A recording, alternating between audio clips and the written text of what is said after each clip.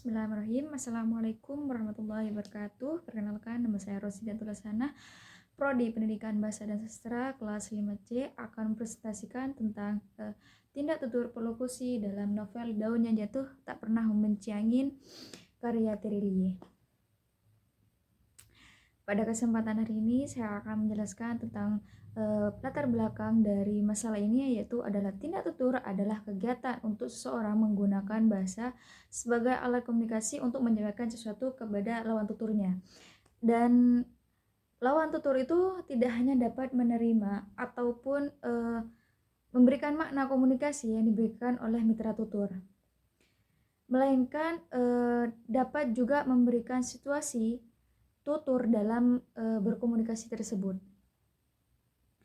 Salah satu novel yang menarik untuk dikaji yaitu adalah novel Daun yang Jatuh Tak Pernah Membenci Angin karya Terilie. Di dalamnya terdapat cukup banyak pembelajaran ataupun tentang kehidupan, sehingga dapat memberikan konsep yang sederhana. Adapun dalam novel ini terdapat dua rumusan masalah yang kita bahas dalam penelitian. Yang pertama, ada berapakah tindak tutur dalam perlokusi yang terdapat dalam novel Daun yang Jatuh Tak Pernah Membenci Angin. Yang kedua adalah apa saja jenis pengaruh atau tindak tutur perlokusi yang terdapat dalam novel Daun yang Jatuh Tak Pernah Membenci Angin karya Terilie ini. Yang kedua adalah metode penelitian, di mana dalam metode ini ada pendekatan. Dalam penelitian ini menggunakan dua pendekatan, yaitu pendekatan secara teoritis dan pendekatan secara metodologis. Pendekatan teoritis ini lebih mencakup kepada penelitian pragmatik, artinya penelitian ini mengkaji jenis tindak tutur perlokusi yang ada di novel Daun yang Jatuh Tak Pernah Membenci Angin karya Terilie. Sedangkan penelitian secara metodologis ini lebih ke pendekatan kualitatif yang bersifat deskriptif, di mana sumber data dalam penelitian ini yaitu berupa naskah yang telah ditulis oleh karya Terilie yang berupa novel ini.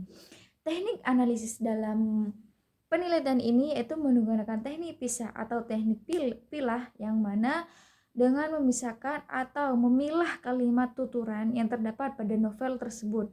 Karena dalam jenis tindak tutur perlokusi, yang selanjutnya adalah hasil yang pembahasan, di mana novel Daun yang Jatuh Tak Pernah Membenci Angin karya Terilie ini memiliki 556 tuturan di dalamnya, sehingga kita bisa menyeleksi ditemukan terdapat 15 tuturan yang berjenis tindak tutur perlokusi, sedangkan yang lainnya termasuk kepada dalam jenis tindak tutur ilokusi dan lokusi. Contohnya seperti, ketahuilah Tania, aku bisa menghentikan hujan ini, tetapi itu hanya bisa kulakukan jika aku tidak sedang dengan seseorang yang kucintai dalam malam ini. Aku sepertinya tidak bisa menghentikannya. Adi serius menatapku. Dalam tuturan pada data tersebut termasuk ke dalam tindakan tutur perlokusi, karena perkataan penutur mempengaruhi suasana hati lawan tuturnya. Di sini penutur secara tidak langsung menginginkan mitra tuturnya untuk menerima sebagai kekasihnya. Yang kedua itu adalah, belajarlah yang rajin Tania, aku bersumpah untuk melakukannya. Pada kalimat data yang kedua, tuturan pada kalimat tersebut lebih ke dalam jenis tindak tutur perlokusi, karena penutur berusaha membuat mitra tutur untuk melakukan sesuatu. Di sini penutur meminta pada lawan tuturnya untuk rajin belajar, dan kemudian diikuti dengan konteks bahwa lawan tuturnya bersumpah akan belajar dengan rajin. Yang selanjutnya itu adalah kesimpulan di mana dari analisis yang sudah ada pada novel Daun yang jatuh tak pernah memuji angin ini pada tindak tutur polusi bisa disimpulkan dengan 15 tuturan dari 556 tuturan pada novel ini, sedangkan yang lainnya masuk pada lokusi dan ilokusi. Pengaruh pada novel Daun yang Jatuh Tak Pernah Memuji Angin karya Tiril ini ada 3 pengaruh, yakni mempengaruhi suasana hati lawan tutur, membuat lawan tutur melakukan sesuatu, dan membuat lawan tutur menghindari sesuatu yang dilarangnya. Akhirnya dari saya, Assalamualaikum warahmatullahi wabarakatuh.